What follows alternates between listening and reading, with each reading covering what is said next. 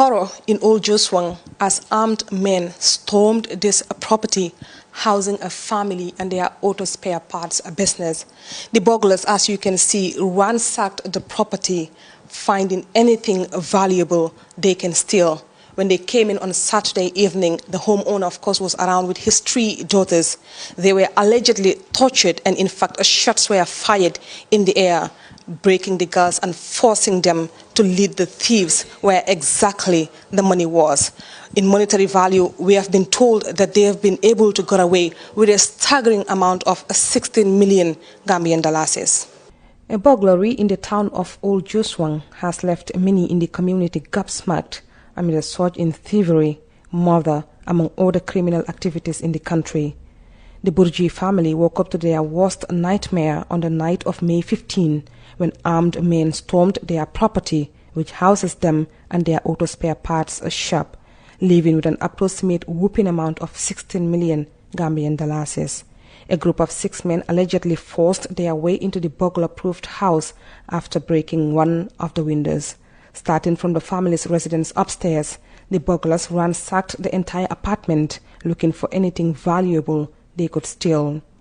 The head of the family, identified as Walid Burji, was home at the time of the incident with his 3 daughters.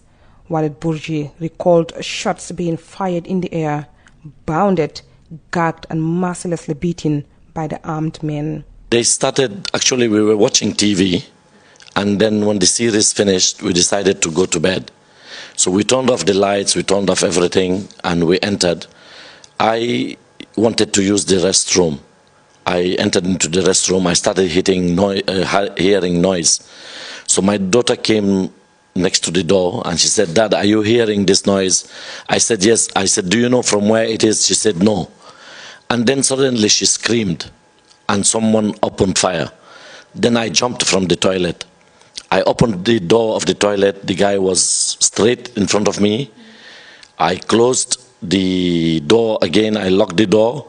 I called my son, but he didn't answer. But I pretended that I'm telling him, "Come, there is thieves, there is people in the house." The burglars became enraged at Walid's attempt to scare them off, and that was when the assault on him and his daughters began. They entered, they started hitting me. They started hitting my daughters. Mostly they were hitting on me because my daughters, they just touched them a little bit. And they started throwing everything from the cupboard. They found some money in my daughter's cupboards, about $20,000, plus their gold, they took it. The rage did not stop as the armed robbers had a bigger plan in mind, which was to access the safe in the shop where hard currencies were being kept. But first, they will have to overpower the male in the house by torturing him, forcing one of the daughters to use her survival instincts, leading them exactly where the cash was. They tried to drag me downstairs. Then they saw that I was pulling and pushing with them. Then they brought me in again. They took my watch. They took my phone. The first phone, actually, when he opened the door of the toilet, he took the door. He took the phone from me, but I had the second phone, which they didn't know. So when they were pushing and pulling and we went outside, they were even forcing my daughters to eat artificial fruits, plastic fruits. They said they should eat it.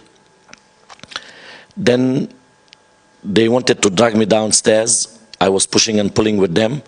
Then they brought me back inside. They sellotapped my daughter's mouth with her hands and they started hitting me.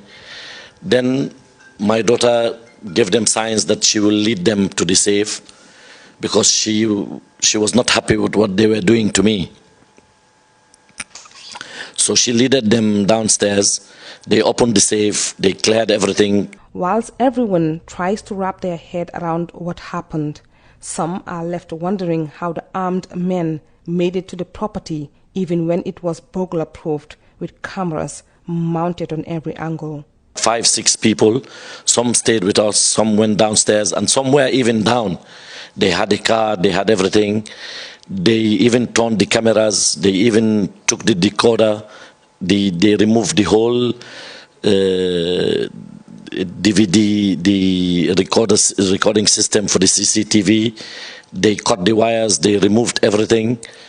And then there was my wife's phone, which they did not take because they took my daughters, 3 daughters, they took their phone, plus my 2 phones. Because the second phone, they didn't take it, but when they went down with my daughter, another guy was standing outside, so I thought he was not near. I tried to call my brother to tell my brother to come over. He saw me trying to call. He came, he hit me again, and he took the phone from me. Then when they left, there was my wife's phone, which was in the sitting room. So I called the police, I called my brother, and all of them came. And we started the investigation, and then we decided to forward the matter to you people. Asked in monetary value how much the burglars got away with, Walid Burji dropped the shocker. In terms of monetary value, how much do you think they got away with? They went with the watch also. The watch has a value. And they went with some gold, and they went with some dollars. They went with dollars and euros and sefa. If you want to put them equivalent to dollars, they are almost equivalent about 16 million. Walid Burji said crime has become prevalent in the country, adding that recent times and trends have become scary. It's becoming very, very, very serious. If these people can come, break your burglar proof, enter into your house while you are awake, and bring irons with them and threaten you, hit you, these people, they might even come during the day. The pistol he had, maybe it's not a real pistol, maybe it's an artificial pistol, but it looks like a real pistol, it sounds like a real pistol, but I didn't see any hole in the walls. That's why I assume it was artificial, maybe it's a rubber bullet or whatever. But in the future, these people will start coming in with real weapons, and it will be more dangerous. For TFN News Review, I am Saja Brito.